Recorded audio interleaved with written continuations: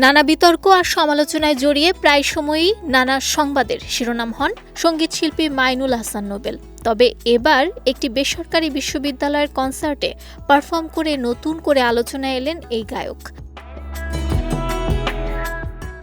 সম্প্রতি অনুষ্ঠিত সেই কনসার্টে পারফর্ম করার সময়ই হঠাৎ নিজের ৯ মাস বয়সী সন্তানকে প্রথমবারের মতো সবার সামনে নিয়ে আসেন নোবেল। ছেলেকে কোলে নিয়েই তিনি মঞ্চে পরিবেশন করেন নগর বাউল জেমসের কালজয়ী গান বাবা।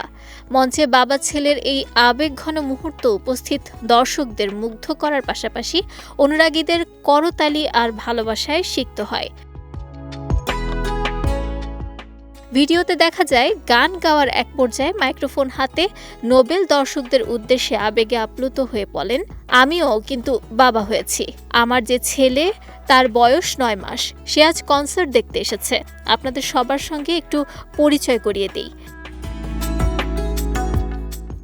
এরপর মঞ্চের পেছনে গিয়ে নিজের ছেলেকে কোলে নিয়ে আবার ফিরে আসেন নোবেল। উপস্থিত সবার সঙ্গে পরিচয় করিয়ে দিয়ে জানান ছেলের নাম রেখেছেন নোবেল জুনিয়র। মুহূর্তেই করতালি ও উল্লাসে এক আবেগঘন মুহূর্ত তৈরি হয় কনসার্ট প্রাঙ্গণে। এরপর সন্তানকে বুকে জড়িয়ে নগর বাউল জেমসের জনপ্রিয় গান বাবা পরিবেশন করেন তিনি।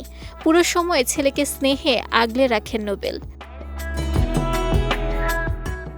২০২৫ সালের জুনে নোবেল ও তার স্ত্রী ইশরাত জাহান প্রিয়ার সংসারে নতুন অতিথি আসার খবর প্রকাশ্যে আসে। এরপর বাবা হওয়ার যাত্রার প্রায় ১ বছর পর এবারই প্রথম কোনো কনসার্টের মঞ্চে সবার সামনে ছেলেকে পরিচয় করিয়ে দিলেন এই গায়ক।